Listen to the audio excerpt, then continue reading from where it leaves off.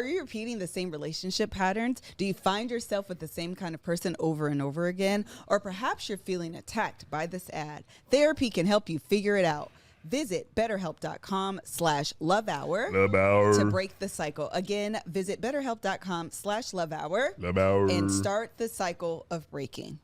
Hello, everybody. Welcome to the Love Hour podcast. I'm your host, Miss Kev on Stage, and I'm joined by my husband and co-host, Professor Kevin Allen Fredericks. All right, Professor. Professor Sex.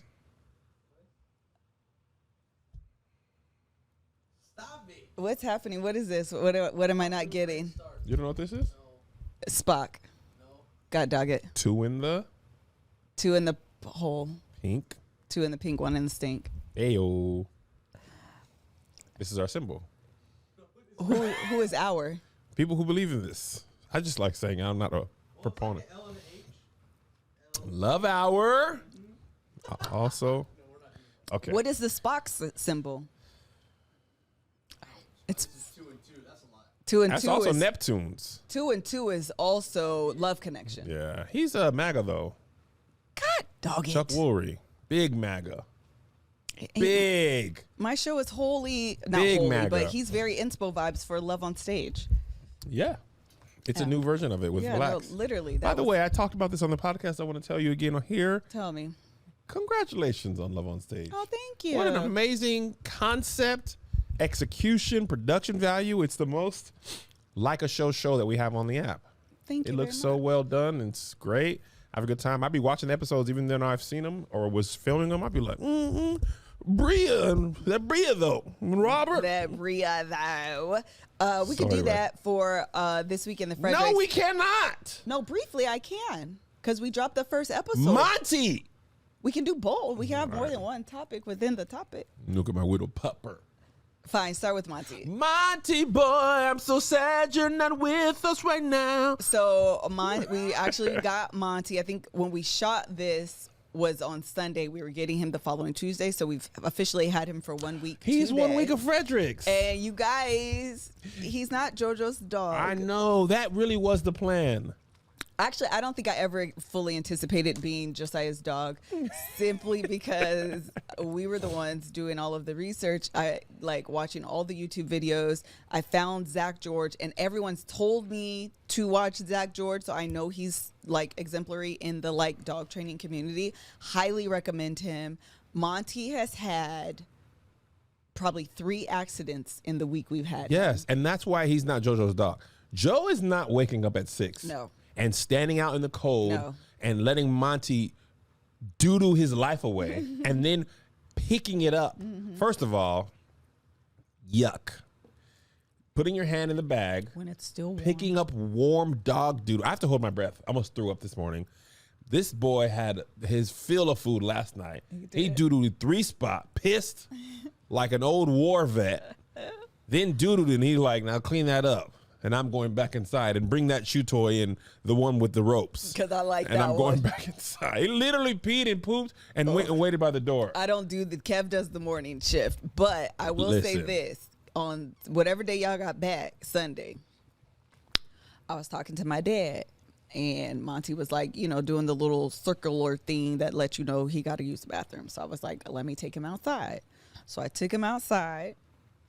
He pooped. He hasn't been groomed. He's only 9 weeks old, so there's still fur around his Little sphincter. his little booty hole. So all the poop didn't come out. Kev comes home I'm talking about, hello. and he's excited, but we're teaching him to sit. So he gets excited, sees Kev, and then he immediately sits.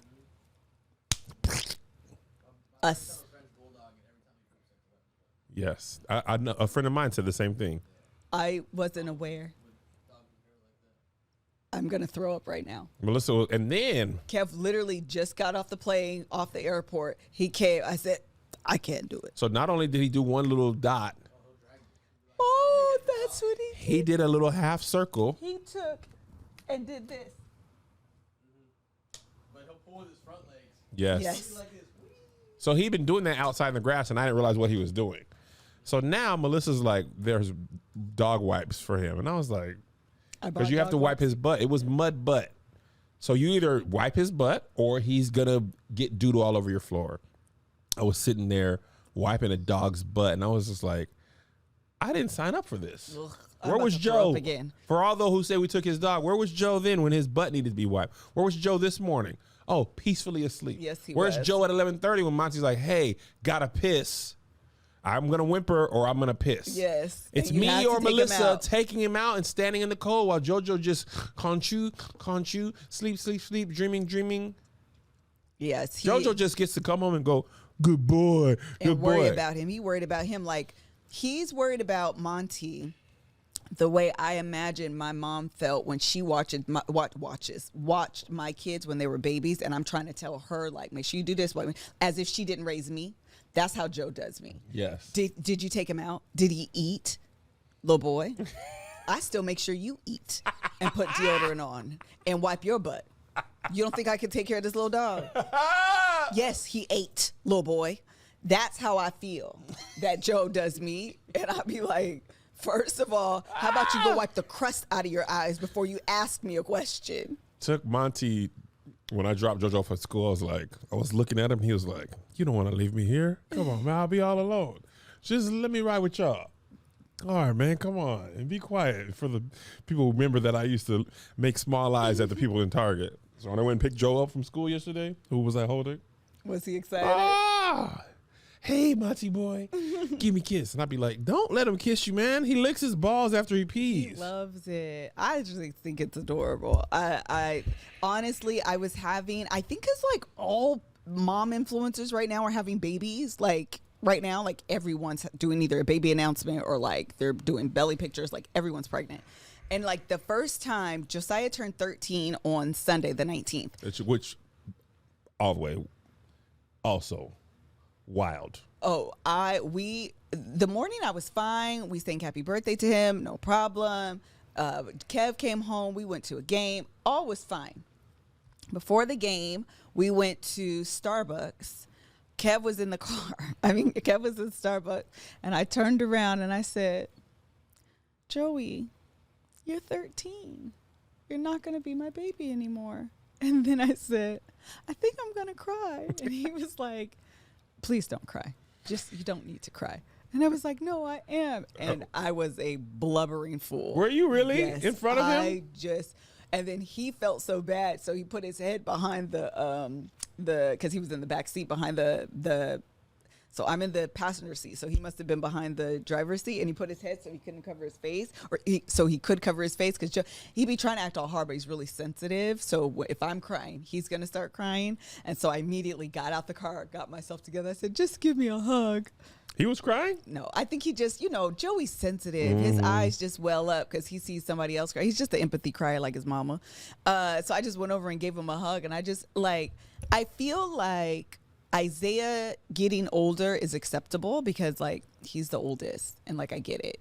You're the oldest. You should be getting older. I actually need you to start driving because when your dad's gone, I can't take you here and Joe needs to be, I can't do it all. So actually turned 16 already. Joe, I'm like, yeah, but you could maybe stay 10, 9. I would be okay with that. I would be okay with that. Oh, that's so funny, man. But he had a phenomenal game. He's great. He had a phenomenal game. He's very good at soccer. He's very good. His coach is really good this season. I've been telling him the last game and this game, I was like, unbiased, Joe, because he'd be like, you guys are my parents. You're supposed to say that. So I'm like, if I was not your mom and I was just a random person, I would be like, you're the best kid on the field. Mm-hmm. And so he says, yeah, but you're the one making the rules in the world where you're not biased. So therefore it makes you biased. He did say that. Also, when I was coming home from soccer from him, or leaving from soccer, his team, there was 15 people at practice. And they left in groups. He was getting some extra shots up. I was like, okay, respect. And 4 kids were walking by. They're like, man, Joe is good. I want him to put He's like, I don't know why the coach doesn't put him on offense. He has Joey right now on defense. And one of the parents, actually, as we were leaving the game, he said, you're a one-man wall. He is. Joshua, you need to come to one of these games, but you be out He'd on be the with road. me. But maybe one day. Go check. I'm scared. The playback was hysterical.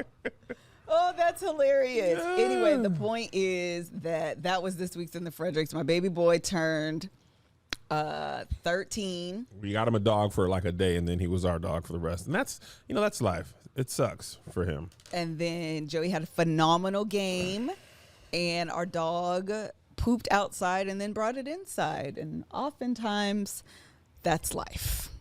Such is Life. And one thing that's also life is finding comfort, because if you're uncomfortable in life, I don't know what to tell you, because that actually sucks is what it does. And that's why ThirdLove is here, because they want to talk about the importance of finding things that are comfortable all day, no matter what life throws at you, even if it is your dog pooping on the floor. Mm-hmm. We put our bodies through so much, pushing them to the limit of sport, family, fashion, or just plain fun. And when you think about it, it's pretty incredible that our bodies are able to keep up with us. And ThirdLove understands and believes everybody is amazing and deserves to be treated in an amazing, comfortable way. That's why they designed underwear, loungewear, activewear, and feel good all day wear that hug better, hold stronger, and support longer. You guys know that I am actually have a ThirdLove bra on right now. Nice. Let me feel it.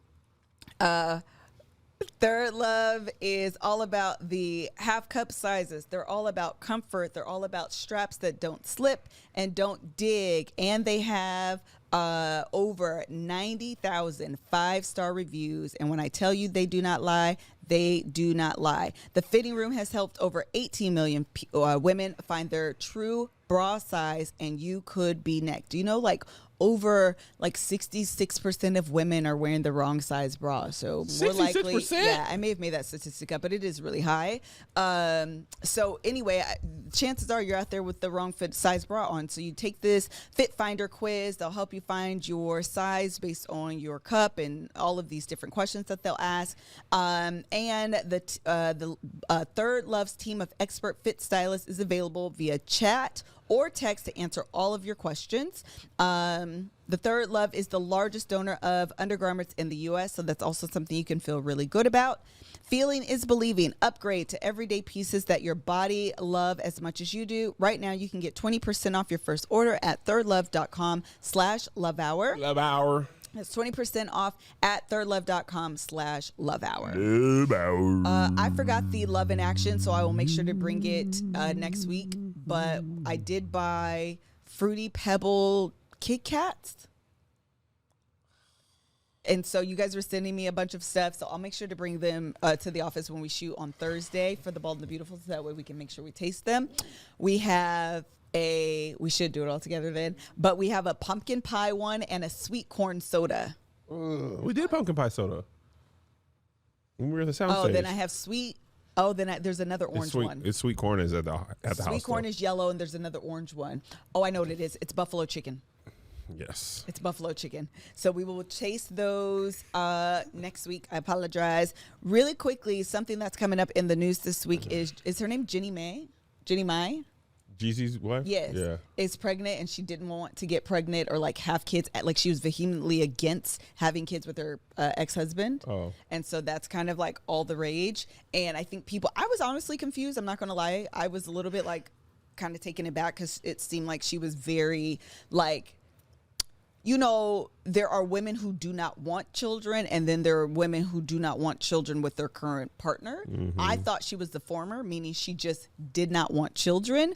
But as it turns out, child, she's fully pregnant today. So it seems to me she just didn't want children with her previous partner. Children with It's Jeezy. pronounced Mai. Okay, so Jenny Mai. I find that to be very interesting. Do you have thoughts on that? This is news to me. I didn't see this. I can see people. She said the "with you" was silent. I agree. Apparently, I never want kids with you. I can see people being with someone that they like as a partner, but don't see as a quality parent, and therefore not wanting kids with that person. I can see that. yeah. I also think. Jenny Mai Jenkins. Thank you. Jenny Mai Jenkins. Is that Jesus' last name? I don't know what Jesus' name is. I also think that to the point, but also seeing as how they're divorced, I assume that had a lot to do with it, the whole children thing. But I wonder, I assume that there were other issues going on in their marriage. Yeah.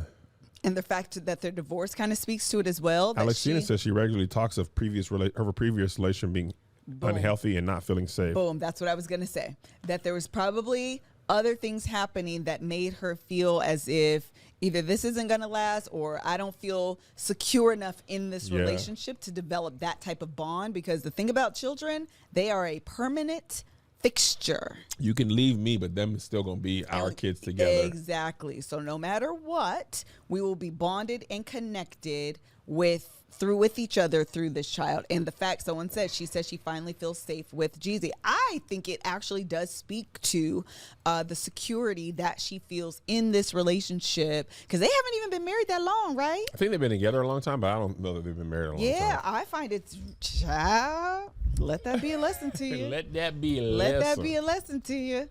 Okay, so listen. That's it for all the pre-stuff. Are you ready to talk about this? What we were going to talk about last week, and that is Kevin and I have finally.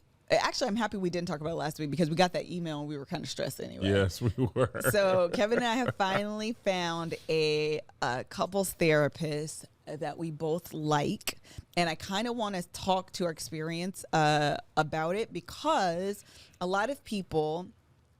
One spouse wants to go to therapy more than the other, and trying to communicate that importance, I think it can be difficult. Yeah. And so, finding ways to approach it and finding a therapist that resonates with you and works well with you can be hard. And so I kind of want to normalize the process. Okay. So number one, I had a therapist on that was a emotionally focused therapist. And as we were going through that episode, I realized that emotionally focused therapy would probably be the best model or approach to therapy that would work best for me. Mm-hmm. The reason why is because I've probably at this point had 4 different therapists that were kind of the more traditional talk therapy. And I was actually sad, if I'm being completely honest and transparent. I was actually sad that I wasn't getting out of it what Kevin was getting out of it, Joshua was getting out of it, like all of these people that had started therapy. They would come back with all of these amazing stories. And I had one lady actually that I thought actually was pretty good, and I actually really did like her.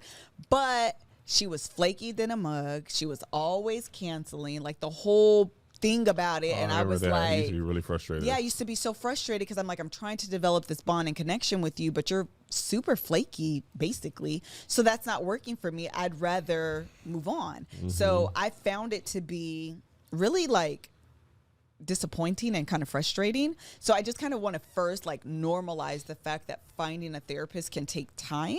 Yes. And it can be frustrating. And you should not feel bad, nor should you throw away therapy because the first person or 2 or 4 isn't right. Yeah. You got to test them out and make sure you like their style and their vibe. I agree. Like I lucked out and meshed well with the first therapist on the solo tip, but the first therapist we did on the couple tip, I was like, yeah, this is trash.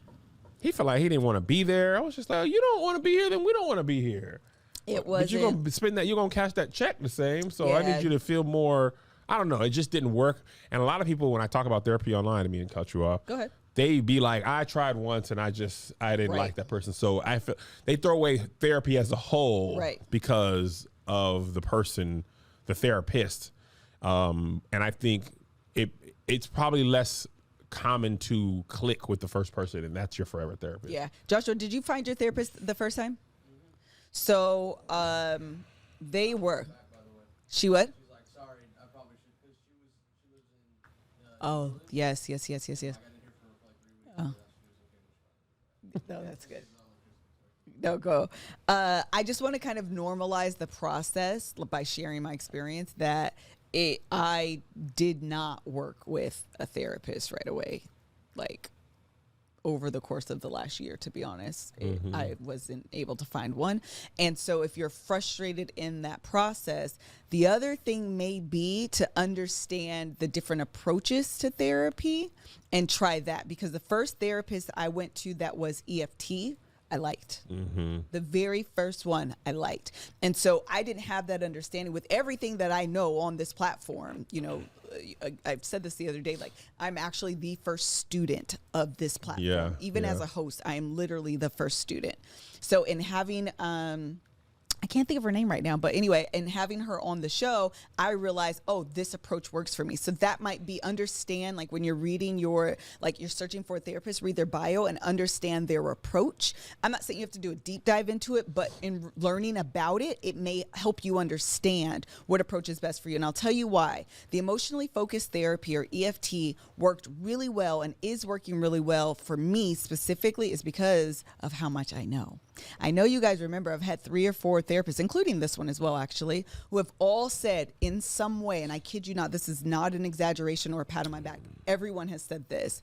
You're either really self-aware or some form of really, I can tell the work that you've done, or you're really self-aware. Some form of that language comes out. And so what ends up happening is in the session, as they're telling me stuff, I'm like, I thought about that. I've done that. I know that. I know that too. I understand that. So you end up feeling like I'm not getting a lot out of it. Yeah. With emotionally focused therapy, what she does is she moves you from the knowledge of what you know and moves you into the heart. Yes. So you stay in the feeling. The good thing about this is, if you've been a listener of this podcast, if you've also read a lot of books, if you understand how things work and you've done a lot of self-work, what happens is you can talk yourself into an answer, but you don't settle into the feeling of it. Yes. That has been me, Yes. Melissa, personally, my experience, and that's why this has been so different for me, and really, honestly, why it's been so successful. Because as soon as I start, like, answering the question and I get very like intellectual about it and like I want to tell you all the not that I'm like in this book that I read, not like that, but like I want to regurgitate or tell you all of this information that I've retained. She's like, hold up. Stop. Slow down. What do you feel? Yes. Where is that feel in your body? Yes. Can you turn to Kevin and say that? Yes. And Kevin, what does that make you feel? Yes. Can you turn to her and say that? Yes. And Melissa, how does that? And even slow in down, answering the question, if you're like, if you start and you can tell, oh, I'm getting too heady about this, she'll stay in your feelings. Let's stay in the emotion of it. And what ends up happening is you'll still have those same like intellectual revelations, but you feel it in your body, and that takes you further. And the vulnerability goes deeper. Mm-hmm. What do you have to say? I just feel like what ends up happening for us as well is, well, what ends up being helpful, I think, and I said this in therapy, the session before last, it's easier. And well, let me back up. One of the things she said in our like kind of intake process, we did a session individually before we came together. And one of the things she was trying to figure out is basically like, who wanted to do this and how into it are you? Because what she said after we answered is like, usually what happens in couples therapy, one person really wants to go and the other person is accommodating them, but doesn't really want to go. Or one person is using therapy as a weapon. And instead of like trying to work on things in the moment, they're basically save it to point out in therapy. And she was saying that makes it very hard to have therapy be effective. So she was saying one of the things that is good about us is we allow each other to feel safe in the therapy, because if you don't, you won't be able to make the progress. Right. And I think my personal therapist, personal meaning separate from couples therapy, she's not as emotionally focused as this. She is definitely talky, but I think it's interesting that in one way I can find success in one way, but in a couple way, talky did not work. Yes. We needed EFT to find success. So I was just surprised because I didn't know about emotional focus therapy. Yeah. I think sometimes my therapist veers off into that. Like, where do you feel that? in your body. And I always thought was like, that's just weird. But in our marriage, I am more connected to the emotion than I am in my personal side. My personal side is more about finding the connections to basically childhood to how my actions happen now. And that also happens in couples therapy. And that's the thing about therapy, man. I realized, if nothing else, I was just finding a way to work through. Yeah. I wasn't addressing some of those issues. Like, for instance, right now, something is wrong with my foot. My heel hurts.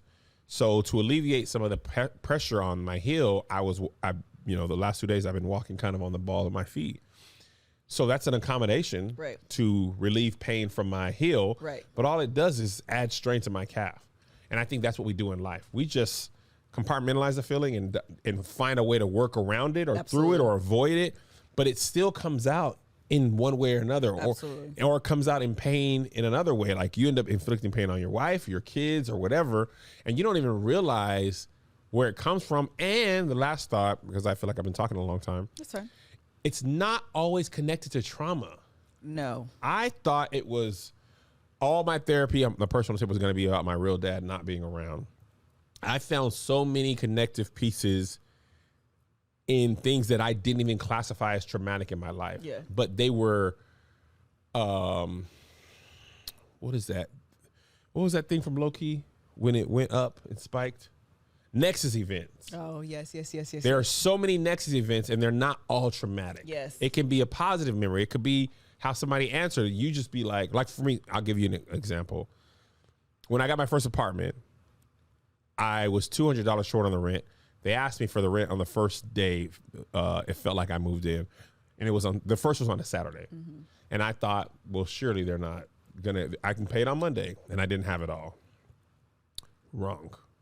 They had an eviction notice on my front door. And I asked my dad for help, and he was like, here's $200. I'm not gonna be able to help you ever again. And this is a lesson that people only care about you as long as you pay your bills on time. Mm-hmm. So from that moment, which was not a traumatic experience, I didn't take that as trauma. I knew my dad really didn't have no bread, and he was moving to Spain, and he was not wrong about how people approach bills. Mm-hmm. But from that moment on, one thing I internalized is nobody's going to help you. Right. You have to do it on your own. Don't ask for help, and nobody's going to help you, which helped KevOnStage grow, but also helps Kevin Fredericks, the leader, suffer. Yeah. Because now people are there to help me, and in my mind, I'm like, nobody's going to help you. And you basically put that into your core being, but it's not a traumatic experience. Right. So, and that's happened 6 or 7 times in my life, in my therapy journey, that I've been like, that's where that came from.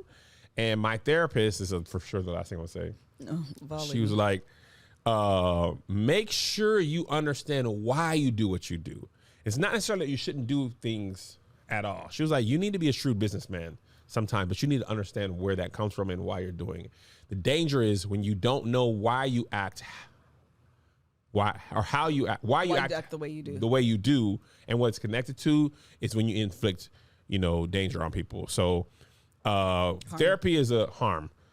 Therapy is a weekly thing. It's part of our journey to health. It's part of that ritual. But on our personal health tip, we just use regular good old ritual, the multivitamin company, because we know and trust them. I trust my head to my therapist. I trust my body to ritual. Ritual developed a delicious plant-based protein that is not chalky or really chalky, because that's what it comes down to with protein powders. It has a good foundation to health, great taste, super flexible, and they have a subscription service with ease of incorporating it into your daily ritual. Just add water, shake, and sip. They have the multivitamins, which was created to support nutrition needs of different life stages, to include 18 plus, pregnancy, postpartum, and 50 plus, and they even have some for men. Yeah, I love a good protein shake. I know the value benefit adds of it. I know when I'm using it pre-workout and when I'm supplementing, but I sacrifice taste almost every time. I'm like Melissa, chalky just tastes gross. It's like when you throw a scoop of protein into Jamba Juice, all I taste is the protein. Ritual, by the grace of the Lord Jesus Christ, is not protein tasty. Has a lot of protein, but it's not the chalk taste that workout supplements often have. So when I go to Planet Fitness, or if I just lift in my room, I get me a Ritual, my little shaker, which Greg conveniently leaves at our house all the time. Every time. So I just put a little bit in. It doesn't take me a long time, because that'd be part of my reason I struggle is when things take long. I'd be like, fried chicken.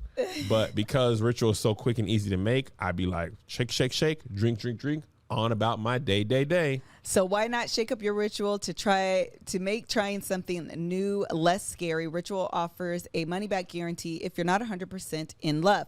Plus, my listeners get 10% off during the first 3 months. Just visit ritual.com/lovehour to add essential protein today. That's ritual.com/lovehour. Love hour. And after you've had your Ritual, perhaps in the morning and the evening comes, you can grab a great glass of wine. Any occasion is the right occasion to drink wine. Always responsibly, though. When the stay-at-home crew is at home, child, we sit and cackle. We will kiki over a glass of wine. I've actually just recently started. I saw these cute little things on Pinterest where they have these glasses of corks, and on the cork you put a word that symbolizes the day, and then you put the date, and then you put a word that symbolizes that day. And so the day that we got Monty, Joshua was there. Me and Kev were there, obviously, and we opened a bottle of wine from Vivivo, and I put Monty on it, and then I put September, whatever day we got him, 13th, 14th, something like 13th. that. Whatever day. Anyways, the point is, 14th. Child, that's a cute little situation, cute little way to like make memories, and like, you know, at the end of the year you can go through and look at them and be like, oh, I remember this day because we did all of this. Vivivo is the world's biggest online wine marketplace. They carry all of my favorite wines, everything from cabs to Moscato to what else? Port. Child, they have all of them. Plus, they suggest exciting, personalized recommendations based on my taste. I've actually yet to find a bottle of wine that I did not like based on when I received my subscriptions. In fact, I have so many bottles that I'm just like, let's taste this, please, everybody. I've really stepped up my wine game thanks to Vivivo. Give them a try, and I know you're going to love it. Go to vivivo.com/lovehour and use code lovehour at checkout to save 20% off your first order of $200. That's Vivivo, VIVINO.com/lovehour, code lovehour to save 20% off your first order of up to $200. Vivivo.com/lovehour, code lovehour. See site for details. Terms may apply. Yeah. Okay, so I wanted to give that again, just my experience, because I know you may look at us and think it had to be easy, and it wasn't. It was not easy for me at all, to the point where last week we actually received an email from the couples therapist we've been going to, and she's moving clinics. She's changing clinics. She's moving to like Orange County, and it says she was interested now in working with couples with addiction. I almost cried. It was Monty Day. It was very sad because we were like, nigga, we just started getting good. My eyes like literally glossed over. I was so sad because I know how long it took me to find her. So even though they like, and I told her, I was like, the whole process I felt really taken care of because she works for like a clinic, and they were like gonna do a warm transfer and blah, blah, blah, blah, blah. And I was still like, yeah, but if I don't like them as much, I'm going to be really, really sad. And I didn't want to be really, really sad. So, and we've only been going to her for about a month. Man, but when I tell you, it's been helpful. It really has. Like, it has been so we've had helpful. so many like really like breakthroughs is quite literally the word I'm going to use, where you're just, the thing about sitting in your feelings, and I'll just tell you this in case you're thinking about it, just be prepared. I told her yesterday that like I felt flooded, and when you sit in your feelings, everything comes up. And so she was like, how are you feeling? And I was like, this is a really sweet moment, and I'm happy we're having it, but now I'm like really angry, and I'm a little frustrated, and you know, you get kind of judgy of like past things. It was like a lot of emotion all at once, but it's really good because you also get to like work through them. And like, acknowledge those feelings that have probably always been there, but you've intellectualized them. Yes. One thing also, I won't get into too much detail, but yesterday's session, Melissa was having a moment and she was sad. And the therapist loves to be like, how do you respond to her responding to that response to this response? How do you feeling? So I was talking about how it makes me feel. And she was like, I feel like you want to fix this. And sometimes you just have to sit in the sadness with your partner. And I was like, dang, because you had said that before. But I think when you love someone, you just don't treat them bad. You just don't treat how them you feel bad. so sad. Oh, how I feel so But you want to fix for them. Yes. But she said this and it really clicked. She said, when you try to fix, you move away from the feeling. Yes. And sometimes your partner just wants you to sit in the feeling with them. They may know the answer. Melissa expressed this to me a million times. On the very first Love Hour. Yes. It's literally a segment. I may know what to do, but she was like, sometimes you just need to be like, this sucks. Yes. Yeah, man, this really sucks. And I'm sorry to see you in pain. And I can't fix it, but I'll sit here and be sad with you. And I was like, that is so simple, but sometimes it don't feel like it should be that simple. It should be like, well, I'll do this and I'll change. And sometimes you don't need to do none of that. And by doing that, you're robbing your partner of the feeling. It's kind of like Inside Out, I believe it was. Inside Out, which was fantastic. But our emotions are cartoon movie too. Yeah, it was not my favorite, but it's top 5. It's absolutely your favorite. Our emotions are complex, and sadness plays a part as well. Yes. And sometimes sadness leads to joy. And the Bible says, weeping may endure for a moment. Oh, but what's coming in the morning? Joy. The other thing she said was that it's dismissive.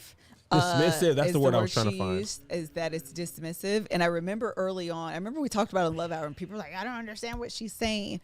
And because we were talking about like the heat or whatever, like, oh, it's cold in here. And they automatically want to go to like, it's a kind of not the best example, but it still drives to the point where I'm like, I know, well, Melissa, you could just grab a blanket. I understand that. I can just grab a blanket. But what I really want you to do is just be like, it is cold and it's always cold. And I hate that you're always cold. Let's just stay there, because going to fixing it makes me dismiss my own feeling. Like I have to now go into action mode when I felt this feeling. Maybe not the best example, but it still drives to what she was talking about literally yesterday, of like always going straight to like problem, action, problem, action, problem, action. Yes. Sometimes there is a place for that. I'm not even saying, you know, sometimes you might want to sit in your feelings for too long. We can't do that either. But it reminds me actually of the house. Yes. When we lost the house, I remember Kev immediately went into action, and I literally drove up to the house and had my own private moment of like, I need to just say goodbye. I just need to like release this and say goodbye so I can move on. And I couldn't have like that kind of moment with Kev because he was, now that I know this word, it was dismissive for, let's find another one. We need to get into action. We need to do this. We need to do that. And I just wasn't there yet. I needed to grieve the loss of that moment. And I think a lot of times in our relationships, one person needs that time of like, can we just sit in this emotion? Yeah, I totally agree. And I want to answer this question. Okay. Someone asked, can therapy be addictive? At some point, you just got to deal with your stuff and move on. Some people go from therapist to therapist to therapist to therapist and never really heal. It is the hope of therapy, from what my therapist said and our couples therapist, is my goal is for you to be able to fire me. Yeah.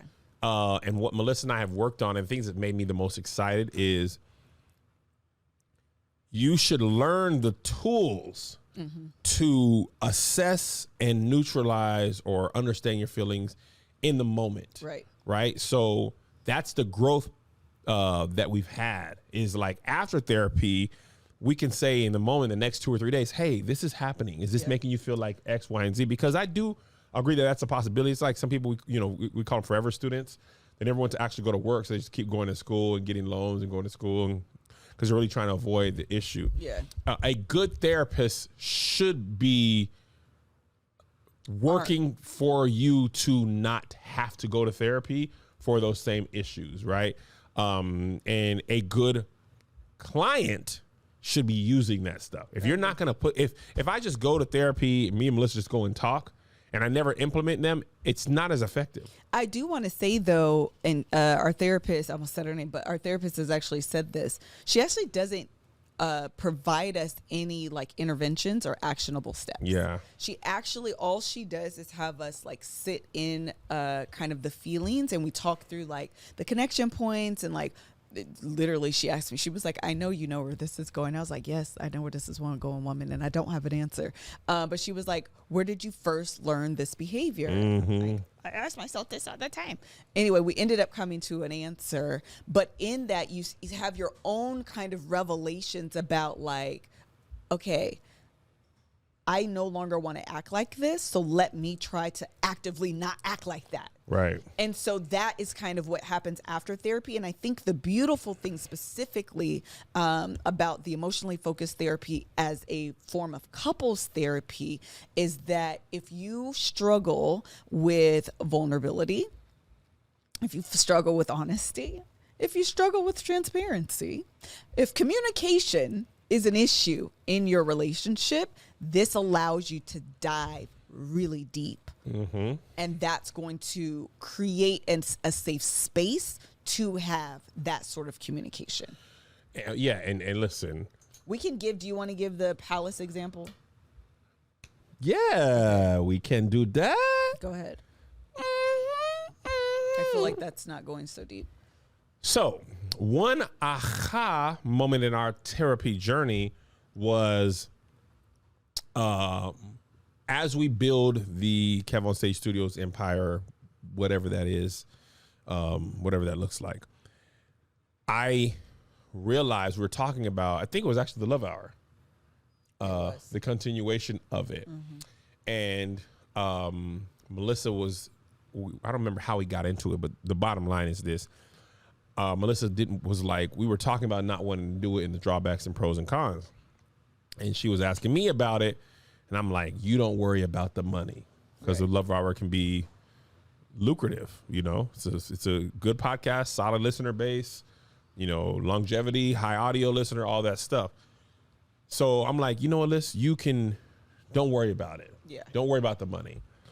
But because we're building this app, what I didn't share was, that's a big thing go away. Right. Big thing go away.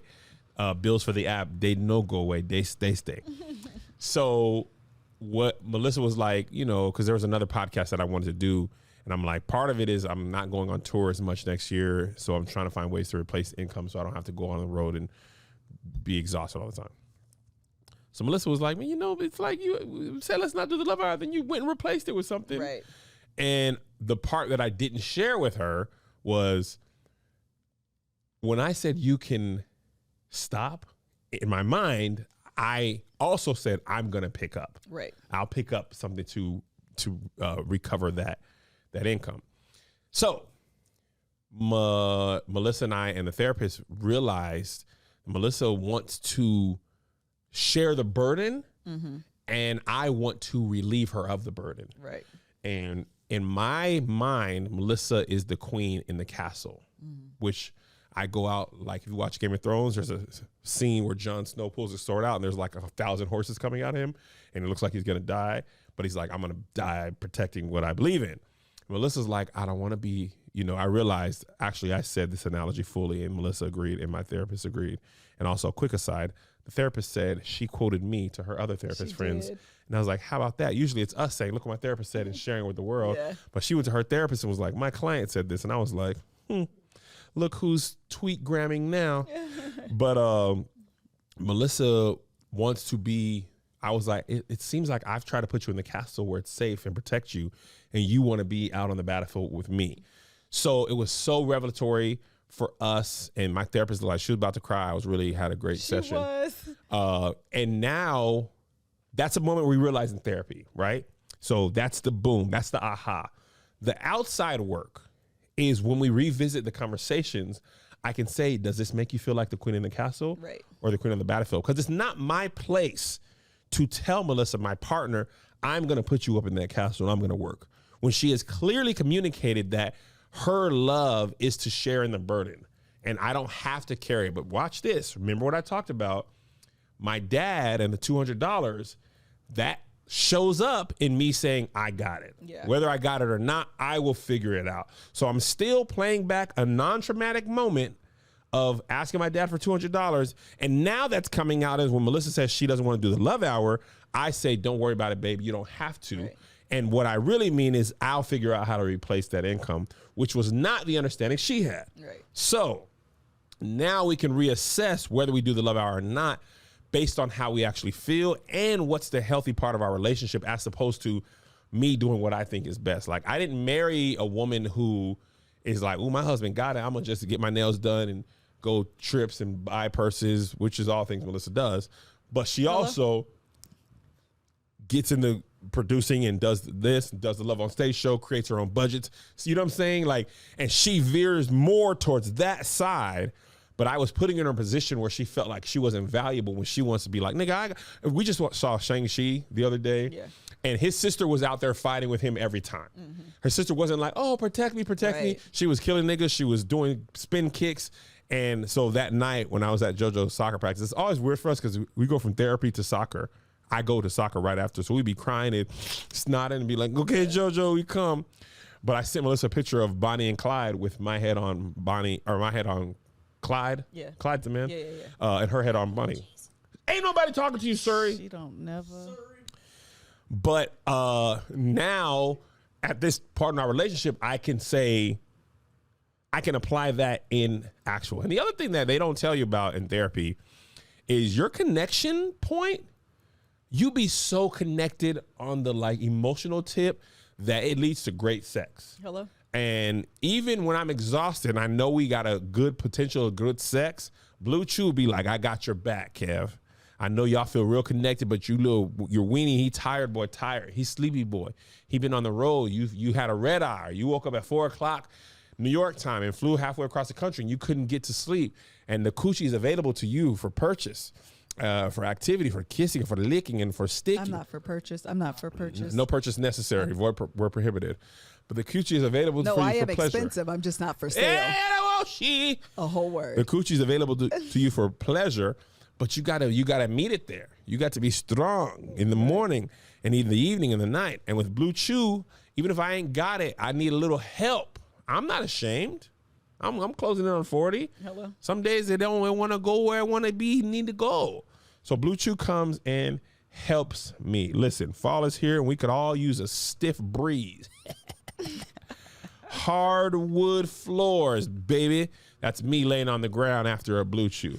The best thing about Blue Chew is it's discreet. You don't have to worry about your mailman or your neighbor knowing that you need a little help.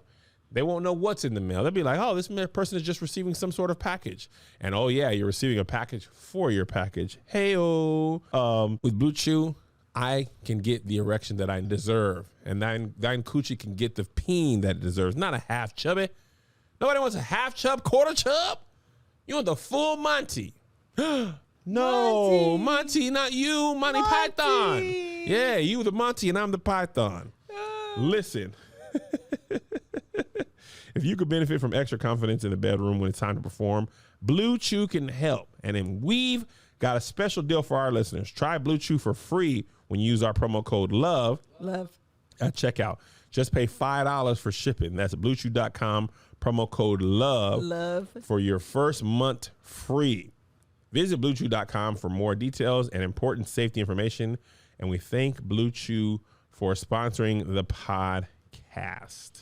The last thing I really want to say about this example and why it was so like revelatory for us, if you've listened to this podcast, you've heard me say, again, this is why I like the emotion side of it. You've heard me say like, I don't always see seen by you. Like Kev's working on like helping me feel seen and valued, da, da, da, da. And in that moment of like having this conversation, it's realizing that his version of seeing me and like really valuing me is saying, let me protect you from being out on the battlefield. I'm going to put you up in the castle. I'm interpreting his protection as you don't want me by your side. So I'm up here and you can find other people to fight with you. That, my friends, is called a miscommunication. And pause you, interrupt you for 1 second. Here's the frustrating thing about the miscommunication. You think you're doing the right thing. Right. I want to help you, but you cannot protect somebody who wants to go out there and fight. Right. They feel like their skills are not being utilized. Right. If I say, Josh, man, I know you got camera thing, but man, you play music. And he's like, man, I can do that, but I'm a photographer. Right. So I got to put him in his position. If I'm doing other stuff, he's not going to feel right about it. And that's how you feel. You want to be, Melissa want to be like, if we dying, we dying. If we living, we living. But we going to be, you get stabbed on the battlefield, I get stabbed. I'm going to stick beside him. Yes. That's mine. And the important thing about it is feeling like, and this is why the kind of that third party is there, and like the emotional part of it is what often happens, and I've gotten better about like, no, Kev, I don't want you to focus on this. Like, let's talk about the pattern. But oftentimes as a couple, you're focused on resolving a specific issue. Yes. This happened, and we're going to look at it in a vacuum and discuss how you please don't do this exact thing again. Yes. As if that exact thing's going to come up. It's probably not. It never does. It never does. Not in the exact way. No. And if you don't realize the root issue, right, you just make that, I will never do this. This is my problem. I will never do this exact thing again. Right. But the likelihood of the circumstance coming up again in your life exactly the same to allow him to respond or her to respond in the exact same way is probably slim to none, probably not going to happen. And so if you're talking about bigger issues of like, I feel like you don't want me by your side. I feel like this, as an example, I feel like you'll go out and get all of these different people to kind of charge and fight with you. And I want to it's making me feel isolated. It's making me feel alone. It's making me feel like I'm put away. Then that's a theme that we can address and apply to individual circumstances instead of an individual circumstances that you're trying to extrapolate over other individual circumstances. Bingo, Melissa. What's his name? Hello. I think there's also so many times that, at least in our relationship, there's so many examples of you doing what you think is the right thing. Right. But if it's not interpreted as the right thing, it is harmful. And we often just very simply don't often have the language to say what's really wrong. And even in my best efforts to describe what's wrong, that revelation didn't occur with him and I. Right. And we've had hard conversations about these things. Yes. But it clicked in a way it never had between the two of us, because of the way she kind of leads you and has you move from your mind where you're trying to intellectualize things. What he said is it's a feeling, really. And sometimes, for me, a lot of times, actually, feelings come to me in pictures. Yeah. That's how my analogies sometimes come about, is that I can feel it, and I feel that feeling in the form of a picture. Mm-hmm. Anything else you wanted to say there?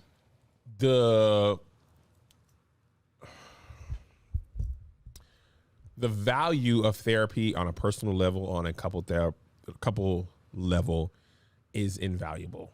It's made me a better husband, person, business person, leader. My only regret is not starting it earlier. I don't, and I've said this to Melissa, and I think she would agree, I don't think our relationship continues as healthily for another 20 years without it. 100%. I think we could stay married in the sense of the way our grandparents did.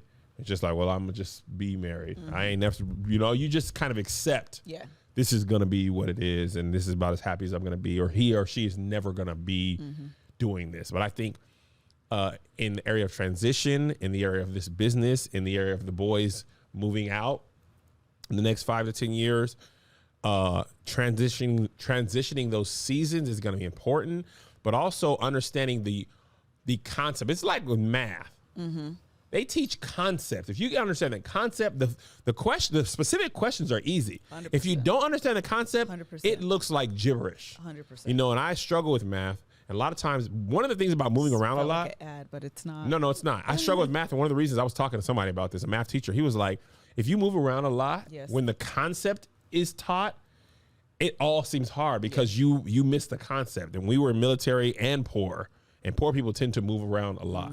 So I'd be like, go from one school, we are starting fractions, move to another school, they are in deep in fractions. Like we move in the middle of the school year, now I don't know fractions. And that's why 1/8 plus 3/4, I'll give you $1,000 to answer that for me because I don't know how that works. And that's because the concept is gone. The last thing I want to say to kind of end on this is there are so many reasons why you or your partner may be nervous, skeptical, scared even to go to therapy. And I just kind of want to like empathize and provide like, I don't know if suggestions is the right word, but I kind of want to empathize with these reasons because therapy is hard. So the first one, finding the right therapist is a process. If you're one of the lucky ones like Joshua and Kevin and you clicked with your first therapist, shout right now. Tell God thank you because clearly you're one of his favorites. Thank you. If you are like me and it took me over a year or about a year, then welcome because there are more of us in the boat than there are of Kevin and Joshua, even though I'm outnumbered right now. So do not feel discouraged or abnormal or like something is broken with you or something is wrong with you. Finding the right therapist is a process. So Liz. Period. Second one is that you or your partner could be afraid of what therapy is going to bring up and the accountability that therapy is. Absolutely. Someone to hold you accountable to your trashness. Yes. Someone to bring up your trauma from your childhood. Yes. Unearth and uncover some of those emotions that maybe you have decided to push down and just keep it moving. All of that is going to come up. That is scary. It is. And it's vulnerable, to be honest, because you're like, I don't know what. I don't know. I don't. And on your first therapy session, they'd be like, oh, it's just going to be 15 minutes. We're just going to get to know you. And before you know it, you're crying. This is our first therapy yesterday where I didn't cry I didn't have no tears. I broke down the week last time. Yes. I cried like I hadn't cried. And I'd be starting off with such a small thing. Yes. So I'm sorry to interrupt you. No. So I just want to normalize that, like, that is scary and it's okay to feel that fear. And I would encourage you to like sit in that emotion, in that fear with your partner because you're probably scared too. And so I would sit in that with them so they feel comfortable and like, it's not just, we need to do this, we need to do this, we need to do this, we need to do this. And now they feel like they got to buck up against you and be defensive about it. Yes. Normalize the fact, empathize with the fact that it is scary. It's very, very scary. It's scary. Yes. The next one, I won't go through all of it. This is a common fear, specifically with couples therapy, is that it's going to lead to a breakup. It's the most backwards thinking, but I also get it. Yeah, me because too. what you're saying is this is the status quo. As dysfunctional as it is, this is the status quo. If we go to therapy and they're going to ask us questions, they're going to be all up in my business. Maybe they're going to expose me for the jerk that I am. And now you're going to be looking at me cockeyed. Now we're going to end up in a worse position than we are right now. Normalize that too. I don't know what's going to happen. I don't know what they're going to uncover with you, with me. But my hope is that on the other side of it, we wind up stronger together. But right now, the way that we're going, we're not going to wind up anywhere but worse off separated. Listen, I'm going to the foot doctor right after this. I have told myself, I'll just lay off for a week. I'll get the right shoes. I low-key don't be wanting to go because I'm like, what if it's something serious? If I don't go, at minimum, it will continue in this pain. And whatever More the than serious likely, is today will be more serious later. That's what I was going to say next. More than likely, it's going to get worse. At least by going to the doctor, we can try to begin a fixed plan. Yes. But it is so like, oh, but what are they going to tell me I have bone spurs? Or what if, you know what I'm saying? And you, as uncomfortable as the status quo is, at least it's the status quo. Right. The problem with therapy, the fear problem is you won't know where you want to go, but that getting there is tough. Yes. And uncomfortable and hard and crying and frustrating. Yes. You know, and awkward. As much as I love Melissa, sometimes when the therapist is like, turn to her and say these 4 sentences that I just told you, I'll be like, this is awkward. Yes. And also to know my kids are there or the dog's barking and you got to be listening to your wife cry or crying yourself. All that awkward, but all necessary to have the growth. I want to say, because I think this is so true, we have a comment that says it will lead to a breakup if one person doesn't want to change. That I 100% agree with that. You are like absolutely not wrong. But I think when we talk that way to our partner, we've intellectualized it, which is why I said sit in the feeling of that vulnerability and the scariness of it instead of going straight to the mind of like, well, child, if you don't go, this isn't going to work and we're going to end up breaking up anyway. Yeah. I'm sure they know that to be true as well, right. but that's not what this is actually about. And I think that, again, I'm quick to do that. Like, let's intellectualize why the decision you're making is actually dumb. Do you not see that? It's dumb. This isn't working. Don't you want to fix things that don't work? Isn't that a good idea? Like, obviously, that's the right answer. Your partner, more likely than not, knows that that's the right answer, but that's not what the conversation is actually about. It's not actually about the right answer. It's about the scariness and the vulnerability of exposing yourself to this third party. And I think if we did that, it may be a little like literally feeling like we're going into this hand in hand and I'm not going into this like my gun is locked and loaded. I have all my evidence here on the side. So when we come in here, I'm about to attack you. That's scary. And now I've been made out to be the bad guy. And so when I come in here, I'm going to feel like it's the therapist and you against me. Yes.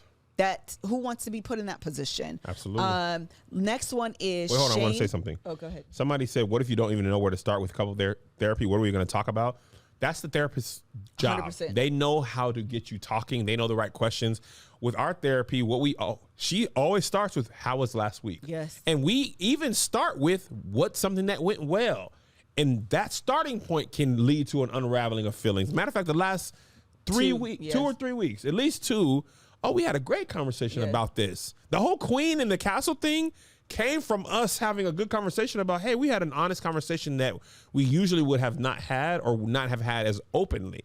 So they are trained in ways to get started, and if you are open and willing, you'll get to the point. And I think it's important not to expect that conversation on the first. Yeah. Yeah, on the first. Josh, if you couldn't hear him, he said it's important not to expect that conversation on the first meeting, because the intake, which was the first meeting, was just like, let me understand where you are, what you're feeling, what you want help with, and then it was kind of like a plan of action, you know? And even specifically for ours, obviously I can't speak for like all therapists, but even with ours, she literally just asks you, how was last week? It could be something bad that happened that she can kind of unpack, or it could be a good conversation and she'll still say, well, let's just make sure basically that what was happening on the surface is actually what's rooted. Yes. And you'd be surprised at how different the fruit is than the root. Yes. Okay. I think that's pretty much it. Yeah, Some that's tips. Good. Yeah, you got to go. I got to go pee more than anything. Just really quickly. One thing, if your spouse is afraid to like go into therapy for whatever reason, start with maybe like a weekly check-in just between the two of you. Obviously, you're not going to be trained, but if you can at least start that cadence of like checking in with each other on a weekly basis, hopefully that'll be like training wheels to introduce you to the idea of therapy. You're already checking in. You're going to spend 45 minutes to an hour together. You're going to be sitting down talking. Now you realize we've done this and it's not working, or we keep getting at an impasse. Like we need a third party arbitrator. Then maybe it might be easier to kind of introduce the idea of therapy. Yes. So yeah, that might be it. This is good. Very good. Thank you so much for your time today, and we'll see you on the next episode. Bye. Bye.